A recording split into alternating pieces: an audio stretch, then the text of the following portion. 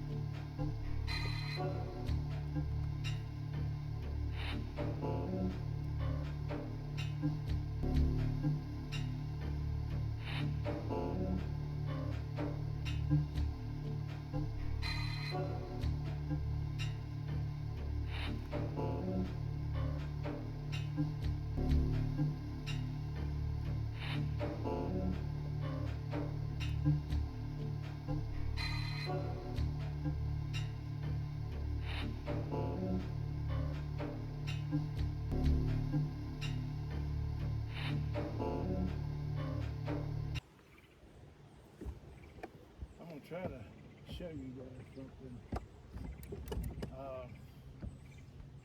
I haven't got it focused on me because I want to focus on what I'm using. Tony Soft Plastics. Let's see if yeah, there you go. He made a big 10-inch paddle tail, and I've got a 5/0 AWG in there, and I'm throwing it weightless. I don't know if you can see this, but this thing floats so good. I'm hoping that you can see it in the water once it gets past that grass. It is extremely enticing to a fish, and you would think something that big, they'd just take the tail. I don't know if you can see that or not, man. That thing just slithers through the water. You can throw it way up in that grass, and it floats so good on top of this grass. And that little tail kind of stays down in the water a little bit, which even entices them further. It just stays. If it's on top of the grass, it stays on top of the grass. If you get in grass like this, I don't think you guys can see, it'll just kind of get to the top of the grass and stay there. But for grass, this is something that fish have never seen a whole lot of. And when they hit it, buddy, they don't hit that big tail. They hit this bait right in the middle, like they're trying to kill it.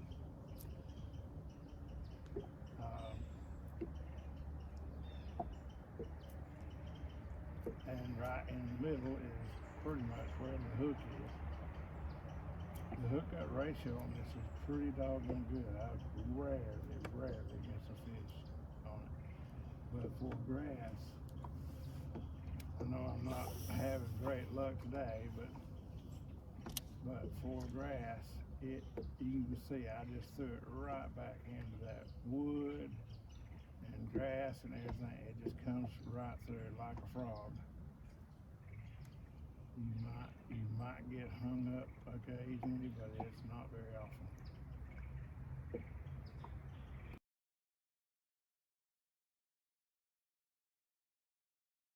Check out that old lighthouse. I guess that's what it is. It's right there on that point, so I'm assuming that's what it is. It's kind of run down now, but I think it's just super cool. Out here on Guntersville, taking in the sights. I'm gonna try to catch some more. Talk to y'all soon.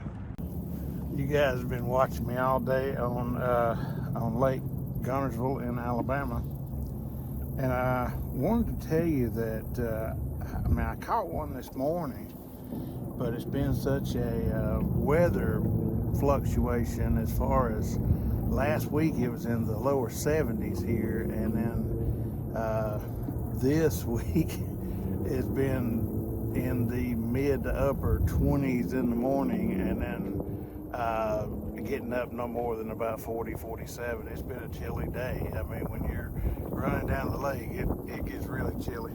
But I did catch you guys saw the picture, but probably a 3-pounder this morning. And what I did was I kind of changed it up. I was throwing a frog early, and then I switched out to the Tony soft plastic, the big worm. This is a floating paddle tail worm. It's a little different than anything. I'm trying to get you a good picture. It's pretty good size. I'd say 10 to 12 inches. But this thing floats so well across the grass that's what I did this morning when I wasn't catching them on a frog, and I threw this worm up into the thick stuff, and it just floated right across the grass, and it was just heavy enough to make a little wake as it went across the water. Man, I didn't catch anything on a frog, and then about the second cast with that fish that I showed you a picture of came up and nailed this thing, and he hit it like he was a 10-pounder. I guess you'd have to be to eat something that big. But anyway, so that got me one this morning, but I threw it for another 45 minutes to an hour, and I didn't get anything else on it, and I went from that to mid-range type baits, still throwing over the grass. I tried a rattle trap. I tried a mid-diving square bill. Of course, when I got back in grass, I tried a buzz bait, but the grass was so heavy it would just get caught up in the blade. So I know you guys can't see it from here, but right over there is about a mile or so. There's a state road that's going up through there, and there's probably a mile of just beautiful riprap, and I just can't let it go by. There's a little bit of grass over here that I'm gonna try first, just because I know that they have to be in there somewhere, and then I'm gonna go down that riprap, and what I tied on was a KVD. Can you see that? A KVD jerkbait. I'm gonna try throwing that, and if I don't catch anything, then I may go down.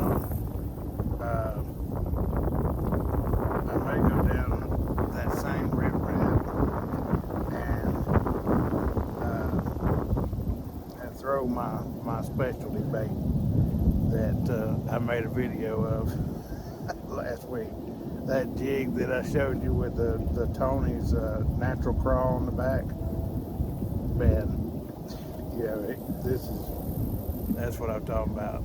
Man, that thing goes through the water. Whew. Anyway, you guys saw the video, I hope. Anyway, I'm gonna tie one of them babies on because I have caught a blue million fish with that particular jig.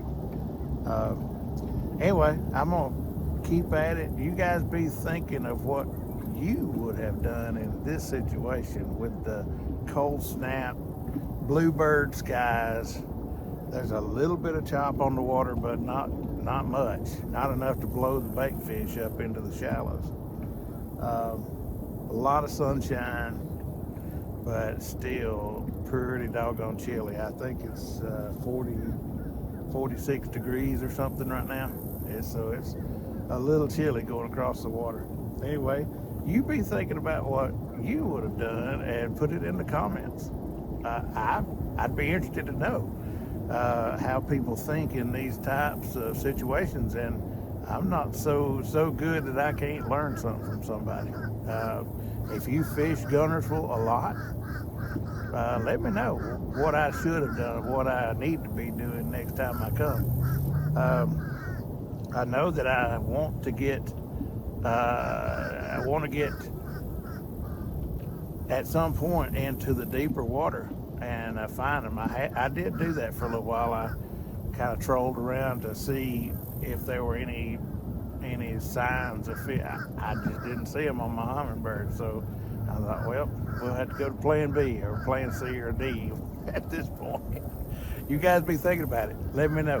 Thanks. But for me, it's riding motorcycles in the Alabama mountains, or fishing with my boys